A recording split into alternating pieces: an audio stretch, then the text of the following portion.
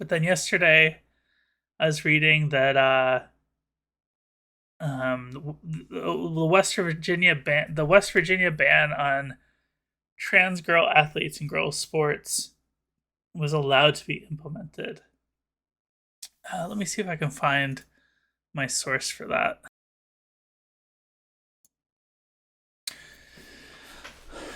So, the federal judge Joseph Goodwin was the one who wrote the decision. He wrote, "I recognize that being transgender is natural and is not a choice, but one's sex is also natural, and it dictates physical characteristics that are relevant to athletics." I'm so frustrated with this. So the case is really this decision in this case is pretty fucked because the complainant that filed the case was an 11-year-old transgender girl from West Virginia in Harrison County. She wanted to compete in middle school cross country. Middle school cross country. Like, this little girl, the judge even acknowledges that she went on puberty blockers before her male puberty even really started. And the judge still decided to uphold the law, like this deeply transphobic law. So let's talk about why this happened. This judge was appointed by Clinton. So he's been there for more than 20 years. Goodwin was tasked with determining. This is from the NPR article that's on the screen here. Goodwin was tasked with determining whether the legislature's definition of girl and woman is constitutionally permissible. That was the question that he grappled with. The legislature's definition of girl as being based on biological sex is substantially related to the important government interest of providing equal athletic opportunities for females, Goodwin determined. Okay. But, aren't you creating a situation where, providing athletic opportunities for trans girls is not equal? Because, this girl, she's 11 years old. She wants to run middle school cross country, and she's been on puberty blockers since before her puberty started. Do you think she's going to make a boys cross country team? Let's be real. Do you think she's going to make a boys cross country team? I think that's biologically impossible. That's why you separate fucking sports by sex to begin with. So you're always going to have a situation where trans women and girls are being denied opportunities because of the way their bodies work. This is my whole problem with this. In his Thursday opinion, he said the plaintiff, like all transgender people, deserves respect and the ability to live free from judgment and hatred for simply being who she is. But he did not find sufficient evidence that lawmakers passed the legislation with harmful intent. The law that they passed was literally called Save Women's Sports, and it's a carbon copy of every fucking conservative, think tank, boilerplate law that, the ADF or the Heritage Foundation sent to conservative legislatures last year. So, how much more evidence do you want? It's literally a nationwide effort. They're trying to get it into law where there are certain situations where we can say that sex is actually biological, but again, this is not about sports, really. At the end of the day, it's not really about sports. None of these people who are writing these laws actually care about sports. They care about getting a definition to be considered constitutional that says trans women aren't women. Because it's not about sports. Sports is a side benefit for the transphobes. They'll kick trans women out of sports, but if they can get the Supreme Court to say that sex is biological and trans women aren't women, they can do whatever the fuck they want under the law. They can kick trans women out of bathrooms. They can start firing trans women for, not performing gender the way the conservatives want. It's an open door if they get that. And this fucking Clinton appointed judge just walks in and does it. It's not about bathrooms either? Yeah, it's not about bathrooms. Goodwin noted that at the time the measure was passed, there was no widespread reports of transgender girls participating in sports. It was apparent, he said, that the statute is at best a solution to a potential but not yet realized problem. Hello?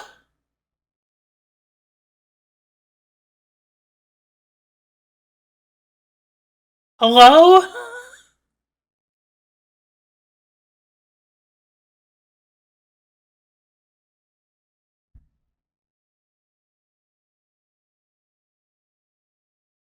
Like, isn't the passage of the bill evidence of harmful intent against trans people in itself? When that they passed this bill that literally like wasn't a problem, and he even admits it's not a problem. Hello? Are you fucking serious, bro?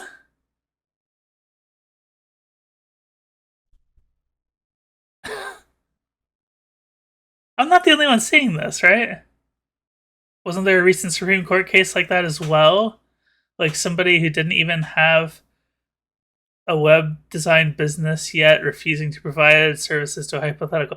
So it is, from my understanding, and I haven't looked at the Supreme Court case like super closely. Like the person does run like a very rudimentary web design business, but they didn't actually deny service to a gay couple. Like it was they did like wedding websites. Nobody actually came to them to ask them to make a website for a gay wedding. It was like she was worried that she would be forced to do it if somebody came to it, and like it really should have been thrown out of court for standing like a while ago. But like, God, the way the court system works for these cases is so stupid. Like conservatives and Democrats do this too, but like conservatives like to court shop. Are you guys familiar with Judge Reed O'Connor in Texas? Like this guy goes and like produces almost every like stupid precedent like court win that conservatives ever get. And it's because he's like the one judge in North Texas that gets assigned these cases. So like conservatives find a way and a reason to get their cases in front of him. So like he was the guy who like tried to kill Obamacare twice, and he I think was the guy who made the initial decision in like the Hobby Lobby case about birth control. Like he was in the news recently for doing something else about birth control. He's made he was the one who initially killed like 1334 or the part of the ACA that provided protections to trans people. He tried to kill that. I think they eventually lost in a later court on that one. Although my memory is a little bit hazy on this, but like conservatives bring the case to his court specifically so that he can decide in their favor. It's called court shopping, and I'll be honest with you, liberals do this too, although not to the same effect. This one's disappointing because it's a Clinton judge who made this decision. Go-to guy for horribly retrograde decisions. He probably takes Chief Justice Taney as his hero. Yeah. I mean, the judge also rejected the plaintiff's claim the state law violated Title IX, the landmark gender equity legislation enacted in 1972. What's interesting about that is that the Connecticut, in the Connecticut case, the circuit judges did say that like banning trans athletes would violate Title IX, because Title IX is not about giving like women and girls opportunities in sports. Like this is deeply misunderstood. It's protecting people from having their educational rights discriminated against because of their sex, right? everybody has a sex, not just women. So Title IX says that like if you're, you have the same rights to educational opportunities as people from the opposite sex. Well, West Virginia only bans trans girls from girls sports. They don't ban trans boys from boys sports. So that's a disparate treatment, which is why West Virginia had to argue that their interpretation of biological sex as the definition of sex under Title IX should be the interpretation. That's actually not how it's ever been found before in the court systems. This is actually a pretty deep, I think, irresponsible precedent that this judge is establishing in this case. It's just, it's so frustrating. I feel awful for the girl too. Like,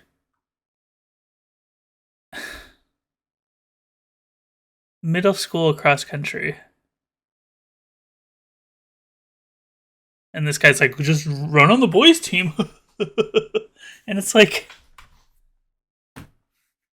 how's that going to work in actuality? Like, has there ever been a trans woman who, after transition, found success at any level of women's sports or girls' sports? Is there anyone in history? Like, I asked that question on Twitter sometimes, and people will get back to me and be like, Caitlyn Jenner. Well, no. Caitlyn Jenner found success before her transition in men's sports. Is gene expression part of biology? Because if so, that's very much dependent on what hormones are running around in your bloodstream. Yeah, it is, but like, cis people don't think about that stuff. And again, we come back to the same problem as with the New York Times and the media that we talked about earlier. There are no openly trans federal judges. Like, we are being left out of decisions that only apply to us. Well, there's a reason why trans women after transition have literally never, like, even made a men's team. Like, it's just not a thing that is possible because of the way biology works. Even if a trans girl is going to play on a boys' team, it's not like male-dominated spaces are always being kind to girls being included. Yeah, exactly. Like, you're creating a disparate experience of sports by limiting these trans girls to boys' sports in and of itself. Like, just beyond the fairness question. When cis athletes have random biological advantages, they're celebrated for it.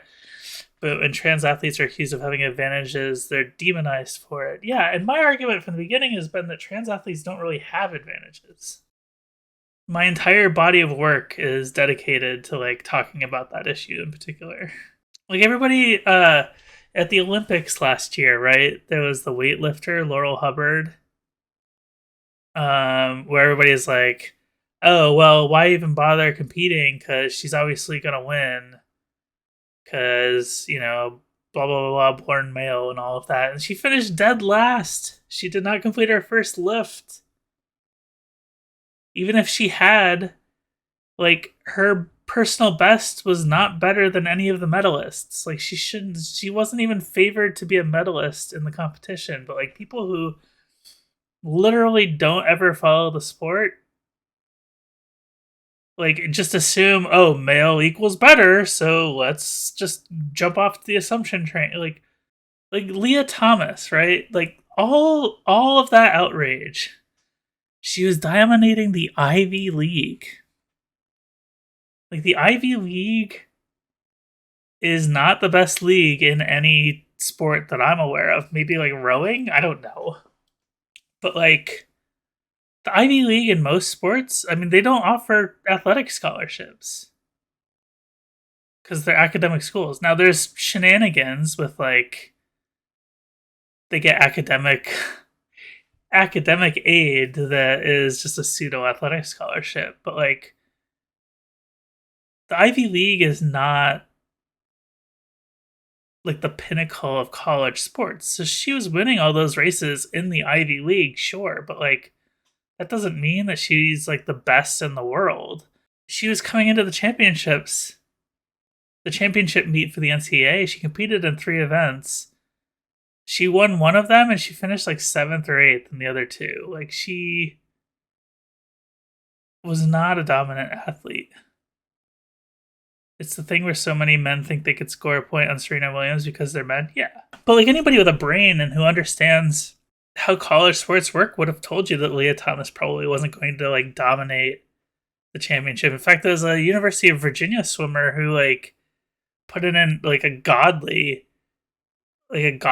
performance at the meet and won like 4 or 5 races. Like, all of those column inches about the trans woman that was swimming in the Ivy League could have been about this amazing swimmer from Virginia. Like, how come we never talk about that when we talk about like women's sports? Like, I feel like burying performances like that does more to hurt women's sports than like including Leah Thomas. It does feel a little weird and awkward though, in that every time we have to defend a trans athlete, we always have to point out how bad or dominating they are. Yeah, I mean, yeah. Well, eventually we are gonna get like a dominant trans woman athlete, and then like I actually dread that day because I think that's the day we lose. But like, it's not gonna be because she's biologically advantaged. These people don't actually care about women's sports. Otherwise, the WNBA and other women's sports would get better media and pay. Yeah, I mean, did you guys see? Did you guys see where Katie Ledecky was named Women's Athlete of the Year?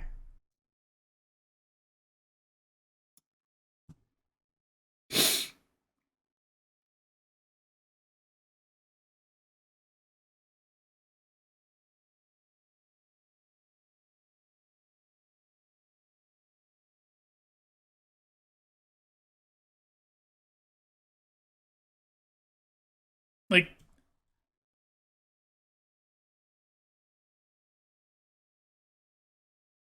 I think that they cleaned up some of the comments, but the last time I looked at this, yeah, they're all like, look at this, like they're all anti-trans comment. Like, a bunch of them are anti-trans comments. To be honest, just glad it's actually a woman this time. Like,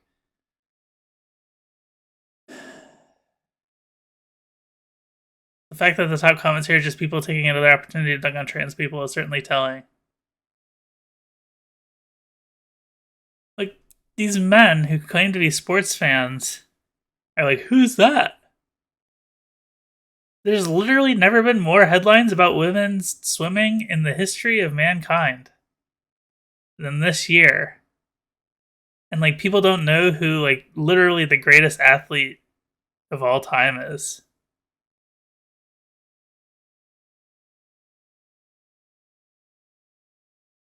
Does that not tell you everything?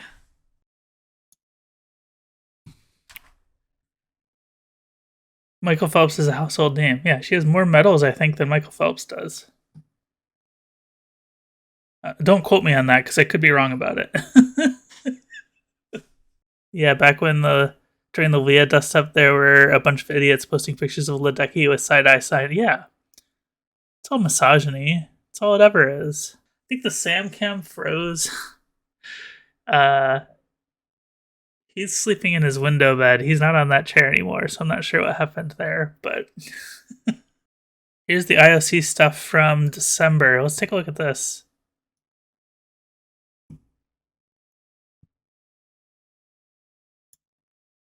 Position statement, IOC framework. Okay, I saw this.